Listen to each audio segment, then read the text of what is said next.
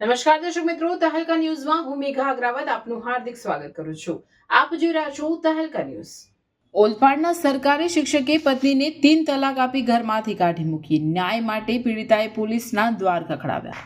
સમાજમાં જ્યારે શિક્ષકોને માર્ગદર્શક માનવામાં આવે છે, ત્યારે સુરત જિલ્લાના ઓલપાડમાં એક સરકારી શિક્ષક દ્વારા પોતાની પત્નીને શંકા રાખી માનસિક ત્રાસ આપી અને ગેરકાયદેસર રીતે 3 તલાક આપી છૂટાછેડા આપી દેવાની ચોંકાવનારી ઘટના સામે આવે છે।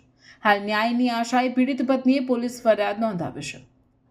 મૂળ ઓલપાડ અને હાલ અંકલેશ્વરના જૂના દીવા ગામે પિયરમાં રહેતા સફિયાબેન ઇરફાન હુસેન શેખના લગ્ન વર્ષ 2004માં મુસ્લિમ રિવાજ મુજબ ઓલપાડની પ્રાથમિક શાળામાં શિક્ષક તરીકે ફરજ બજાવતા ઇરફાન હુસેન સિકંદર શેખ સાથે થયા હતા।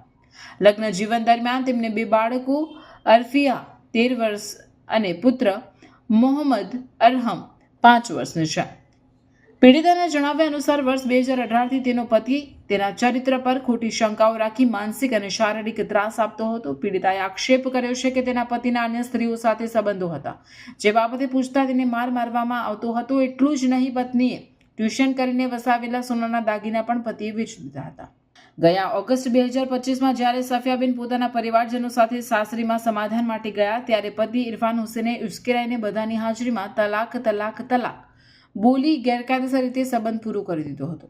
ત્યારબાદ પીડિતાને ઘરમાંથી કાઢી મૂકી બંને બાળકોને પોતાની પાસે રાખી લીધા હતા। પીડિતાએ ફરિયાદમાં જણાવ્યું છે કે તેનો પતિ હવે સંયુક્ત નામે રહેલા ઘરના કાગળો પર સહી કરાવવા માટે દબાણ કરી રહ્યો છે।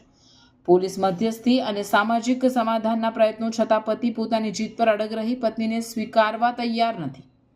છેવટે કંટાળીને સફિયાબેને અંકલેશ્વર પોલીસ મથકે પોતાના પતિ વિરુદ્ધ કાયદેસરની કાર્યવાહી કરવા અને પોતાનો ઘર સંસાર ફરી વસે તે માટે લેખિત ફરિયાદ આપી છે। સુપ્રીમ કોર્ટ દ્વારા 3 તલાકને ગેરકાયદેસર જાહેર કરાયા હોવા છતાં એક સરકારી કર્મચારી દ્વારા કરવામાં આવેલા કૃત્યથી પંથકમાં ચર્ચા જાગી છે।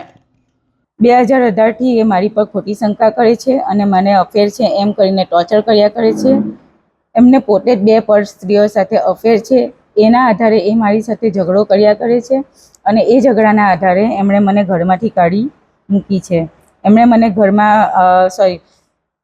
એ મને લડાઈ ઝઘડો કર્યા કરે છે અને મને રાખવાની ના પાડે છે। તારીખ 12/6/25ના રોજ તેઓ ખોટી શંકાના આધારે મારી સાથે બોલાચાલી કરી હતી અને તેઓએ મને ઘરમાંથી કાઢી મૂકી હતી। તે પછી હું મારી મમ્મીના ઘરે જૂના દીવા આવી ગઈ હતી। 2 દિવસ પછી મારા મમ્મી, મારા મામી અને મારા મામાનો છોકરો એ 3 મૂકવા આવ્યા હતા। તો એમણે મને પહેલાં તો ઘરમાં ઘૂસવા ન દીધી અને મારા મામાના છોકરાએ એમને સમજાવતા એમણે સમજ્યા નહીં અને એમણે મને ત્યાં જ 3 તલાક 3 વાર બોલી ગયા। ફરી એમને સમજાવ્યા કે તમે ગુસ્સામાં છો, તમે શાંતિથી વાત કરો, પણ તેઓ કોઈ વાત સાંભળવા રેડી ન હતા અને એના આધારે એમણે પછી મને ફરી પણ 3 વાર તલાક બોલીને મને ઘરમાંથી કાઢી મૂકી છે। હમણાં હું મારી મમ્મી પાસે દીવા રહું છું।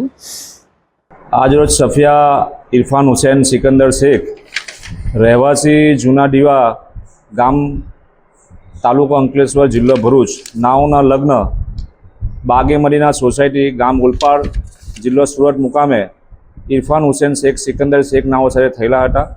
તેમને ગુજરાતમાં રહેતા આ મુસ્લિમ મહિલા લગ્ન અધિકારનું રક્ષણ કરતા કલમ 4 મુજબ 3 તલાક આપીને 3 તલાકની ઉચ્ચારીને એમને તલાક આપી દેવામાં આવેલા હતા।